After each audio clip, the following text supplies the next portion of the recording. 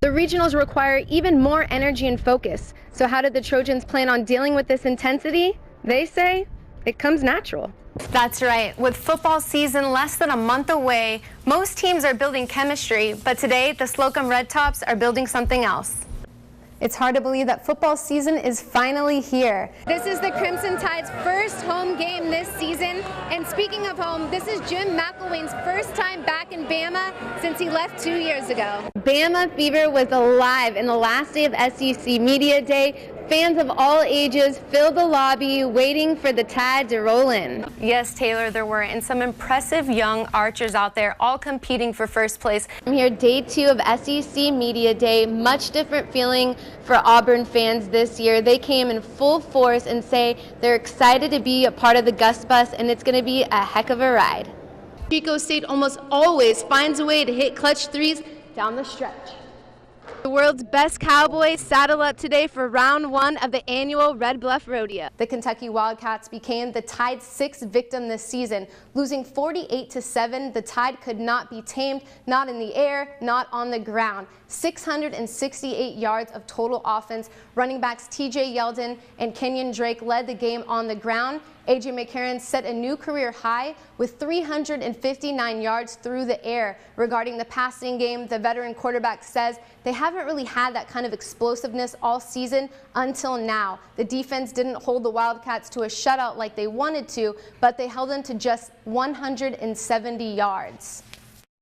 You know, we're just trying to do things the Bama way, man. That's what we're trying to get our guys to do. We made a lot of mistakes.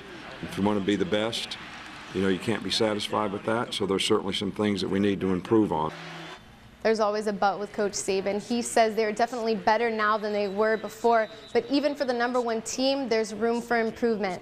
Matt Harris recently created the Ball So Hard Award for the high school football players who dominated the field that week, but we're switching it up today. I'm handing out some Ball So Hard Awards, SEC edition.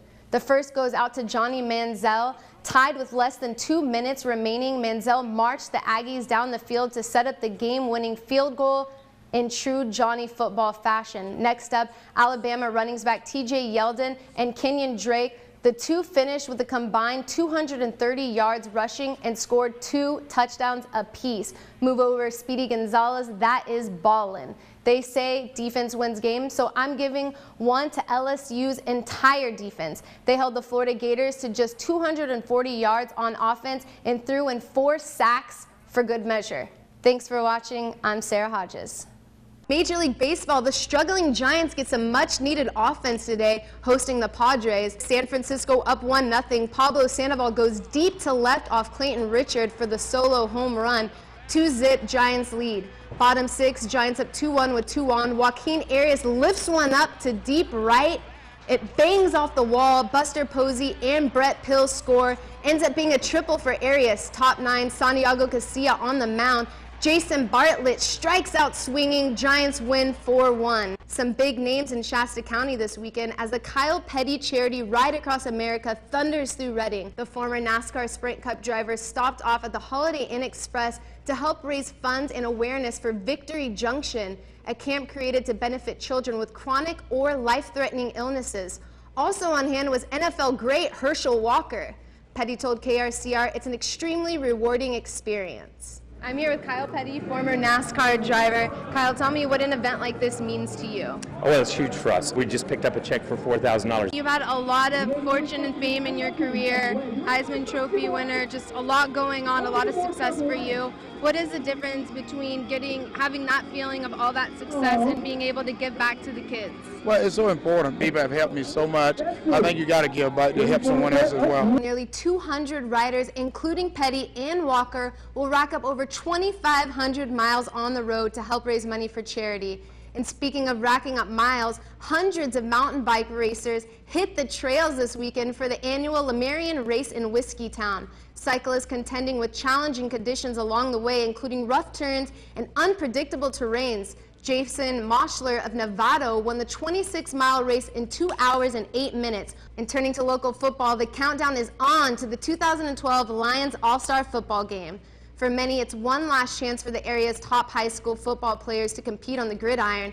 Leading up to the big game, Saturday was a chance to pick up shirts and souvenirs at Butte College. Athletes and their parents were also treated to lunch. Anderson High School will host an 8-man All-Star game and an 11-man All-Star game Saturday night, July 28th.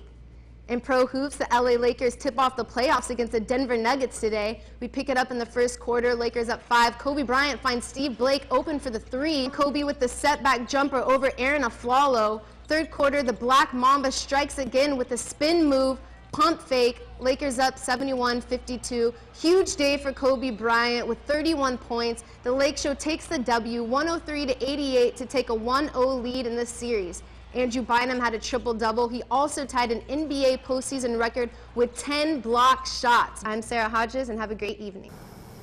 Hey, Matt, you would think that way considering Dale County is the first team in the region to secure their playoff bid. And let me tell you, Coach Harrison said before the game, he's frankly worried about it too, worried that the guys aren't going to come out with the sense of urgency that he expects. He said that tonight's game would either be a blowout or neck and neck. And let me tell you, his predictions, one of them was spot on. Let's get into the highlights. First, Trey McMillian searching and finds what he's looking for. Octavius Cogburn putting the Warriors in the red zone, and it's big boy Jeffrey Watley pushing through defenders to the end zone, score 7-0 Dale County. And it's McMillian again with the fake. Almost fakes me, right to Cogburn, nice catch, and it's big boy Watley again. He says, "Get off me." Touchdown Warriors.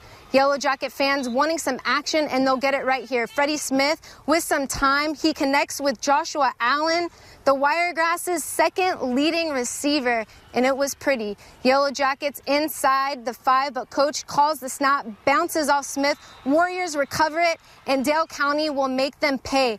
Cogburn not completely open, but he'll make it work. Swoop! And he leaves his defenders in the dust. Dale County gives Abbeville a beating. Final score will be 36-0.